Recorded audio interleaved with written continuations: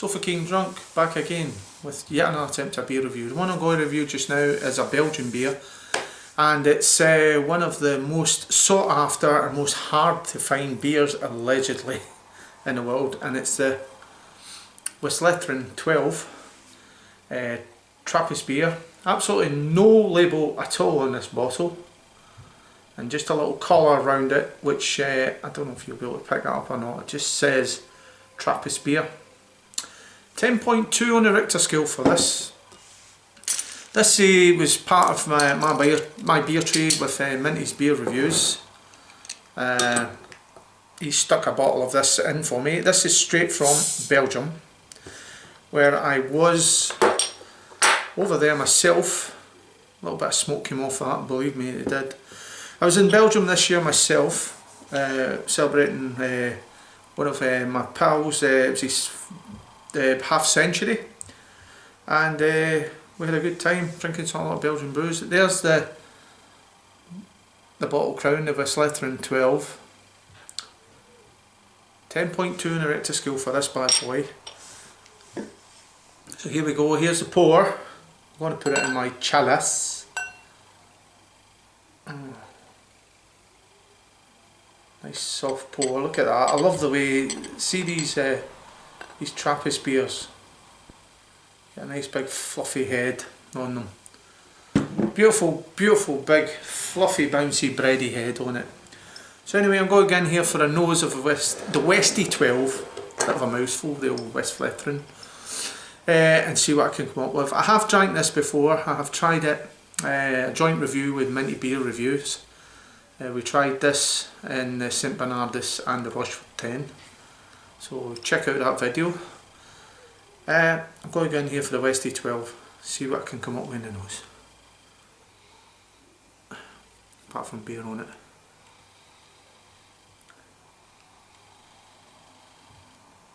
Right away you're getting the lovely dark fruits, figs, plum.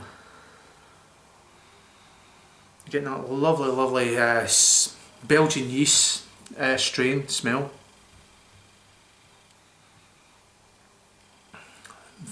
Smells very heavy like bready dough type smell. Well, anyway, it's all about the taste. So anyway, Sofa King Drunk drinking a Westvleteren 12 Trappist ale. 10.2 on the Richter scale. The most hardest beer in the world to get, apparently. Slangy that.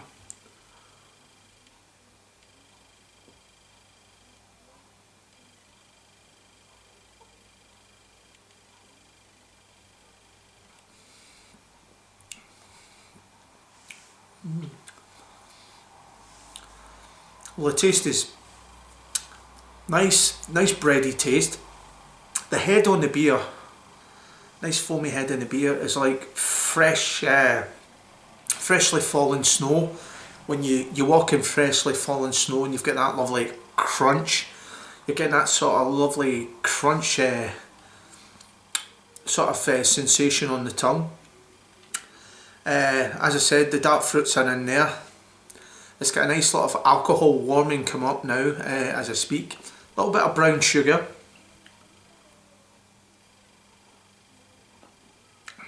Beautiful soft not treacle, sort of like a heavy sort of caramel, but I don't mean like heavy soft milky soft like caramel. It's like a caramel, maybe actually caramel borderline treacle in the background. A little bit of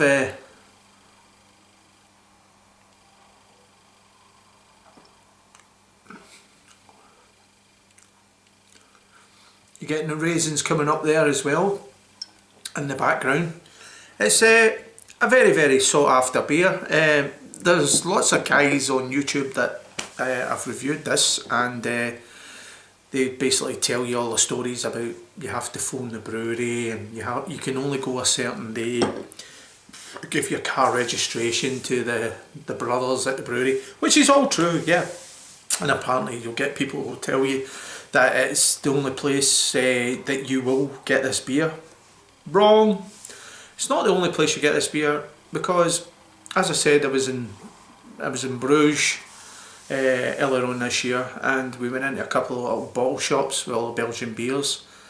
And as you do, you're having a little look to see what you could see and what there was on offer. And I found this shop in Bruges, and it had about 4 or 5 cases of Westvleteren 12 just sitting there. And I thought you could only get that in the brewery, but obviously the owner of the shop obviously goes down every so often and buys a case of it. And it wasn't really, you would think, being a business, it would be ripping people off. It wasn't actually, it was very reasonably priced. I think it was something like about €4 or something like that a bottle. It wasn't really that expensive.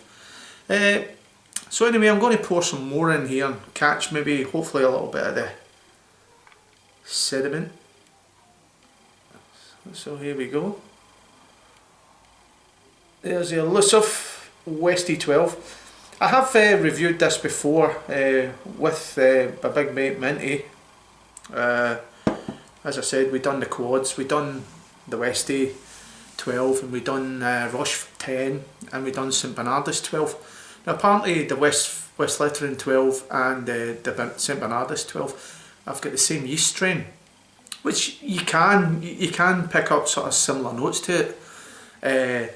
But in all honesty, St Bernardus is a fine brew, but the Westvleteren 12 seems to be just that slightly more edge on it.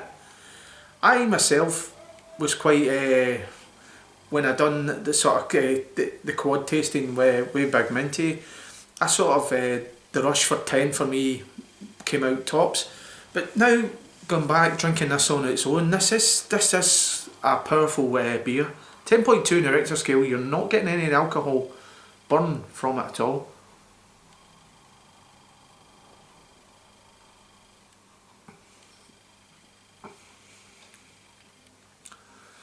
Oh, raisins and the brown sugar are coming more into play now. More of a nice robust type brown sugar. The raisins as well, it's like the big bag of raisins, it's just open, you take a big handful and you get the juice of the raisin. A stunning beer. It is a stunning beer. But a lot of people out there that will never ever get a chance to try it, and I'm lucky, I've had the chance twice to try it, and technically I could have bought it. I could have bought it in Belgium as well and brought it back with me, but I didn't, because Minty gave me a beer trade, and he stuck a bottle of that in it because he managed to get a few bottles straight from the source in Belgium. But it is a lovely beer, don't get me wrong. Is it like one that I would, if I lived in Belgium, would I jump in my little car and go down there every so often and buy a case? Probably every so often you would go down and maybe buy a case of it. But this was the kind of beer that if you had a nice cellar, you would maybe buy, like, I don't know how many was in the case, maybe say 24, or I think it was 24 in the case. You would actually just go down and maybe a few friends over one evening, you would sit, maybe drink a couple of them, as you do, and maybe just cellar the rest of them forever. Just leave them there and bring them out every so often. And when you're down to your last 12 bottles, just go to the brewery again and get another case. Lovely, lovely stuff.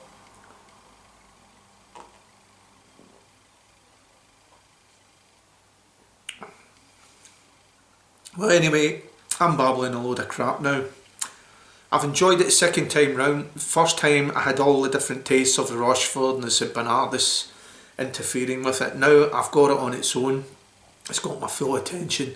It is a really, really good beer.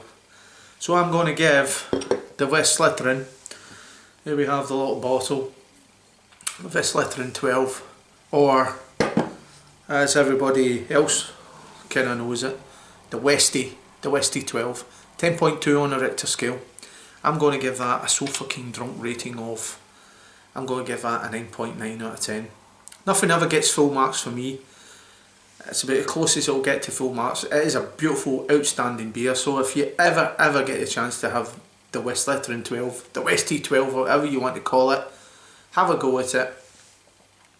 And if you've had it and you agree or you don't agree, you know, there's always a critic out there, and this is what we do, all these beer channels, beer reviewers do. We like the feedback, so if anyone out there's had the Westie, give us a shout, and if not, so fucking drunk, we'll catch you in another beer review. Slangy van, keep drinking good beer. Ciao for now.